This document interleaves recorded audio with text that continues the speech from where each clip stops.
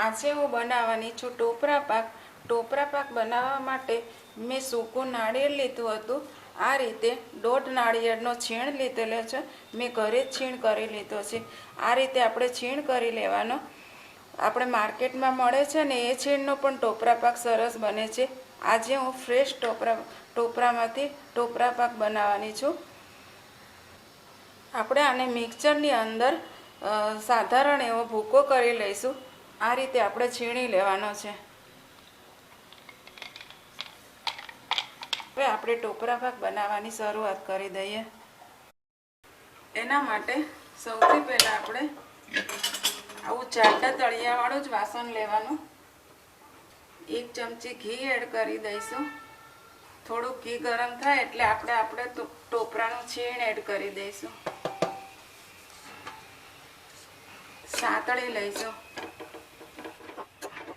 આમાં આપણે બહુ ઘી નથી નાખવાનું, કેમ કે આપણે સૂકું ટોપરું લીધું છે ને એટલે એમાંથી તેલ છૂટે છે. છીણ સતળાઈ ગયું છે. આપણે એને બહુ નથી શેકવાનું, માત્ર 1-8 મિનિટ સુધી જ શેકવાનું છે. હવે આપણે એની અંદર દૂધ નાખી દઈશું. દૂધ ફ્રેશ જ લેવાનું, ગરમ કરેલું નહીં લેવાનું.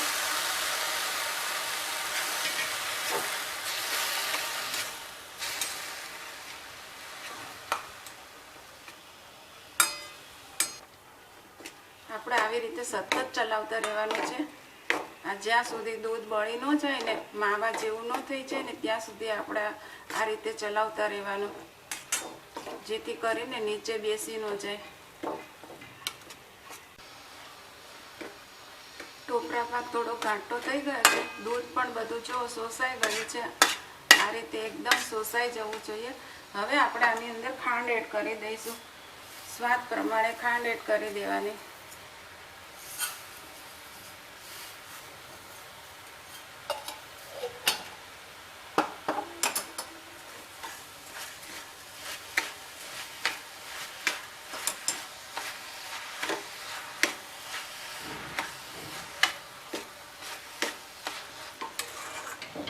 આપણે સતત ચલાવતા રહેવાનું છે, કેમ કે આ ખાંડની ચાસણી થવા દેવાની છે.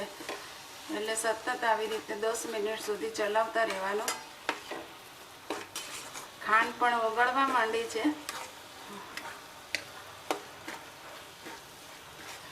ગેસની ફ્લેમને હંમેશા ધીમી જ રાખવાની. બનતા 5 મિનિટ થઈ ગઈ છે. હજી આપણે એને 5 થી 7 મિનિટ સુધી રહેવા દઈશું. ઘાટું થઈ જવું જોઈએ. આપણને એવું લાગે કે ચાસણી જેવું થઈ ગયું છે ત્યાં સુધી આપણે ચલાવવાનું. આપણો ટોપરા પાક ચલાવતા સરસ એવો ઘાટો થઈ ગયો છે. જો આ રીતે. હવે આપણે એની અંદર માવો એડ કરી દઈશું. માવો મેં શેક્યો નથી, દેશી જ લીધો છે માવો, એટલે શેકવાની જરૂર નથી.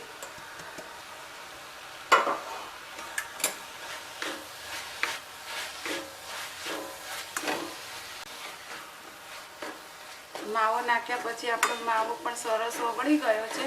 હવે આપણે એને 3 થી 4 મિનિટ સુધી ચલાવશું. ચલાવતા આપણો ટોપરા પાક તૈયાર થઈ ગયો છે. હવે થોડીક જ વાર છે. આ સમયે આપણે એની અંદર કાજુ બદામનો ભૂકો એડ કરી દઈશું. આપણે કલર એડ કરી દઈશું.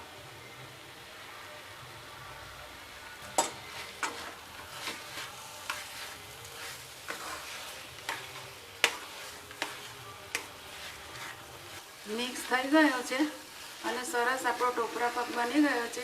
હવે આપણે આની અંદર એલચી પાવડર એડ કરી દઈશું અને એને પણ સારી રીતે મિક્સ કરી ગેસ બંધ કરી દઈશું. ટોપરા પાક તૈયાર થઈ ગયો છે. હવે આપણે એને, મેં પહેલાંથી જ ઘી ચોપડી લીધું તો થાળીમાં, હવે આપણે એને એમાં ઢાળી દઈશું.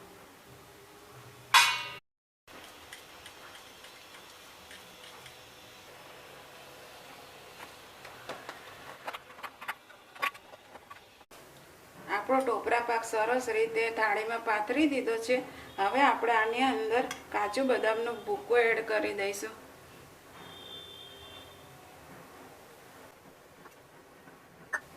થોડોક વાટકાથી એને પ્રેસ કરી દેવાનું. ટોપરા પાક બનીને તૈયાર થઈ ગયો છે. હવે આપણે આને 4 થી 5 કલાક સુધી રૂમ ટેમ્પરેચર ઉપર ઠંડો થવા દેવાનો. પછી જ આપણે એના ચોસલા પાડીશું. 5 કલાક થઈ ગઈ છે. ટોપરા પાક પણ ઠરી ગયો છે, એકદમ સરસ બની ગયો છે. હવે હું એના ચોસલા પાડી લઈશ.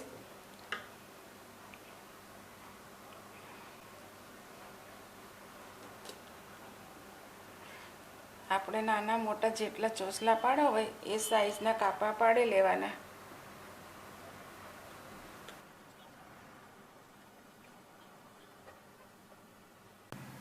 ચોસલા પડીને તૈયાર થઈ ગયા છે.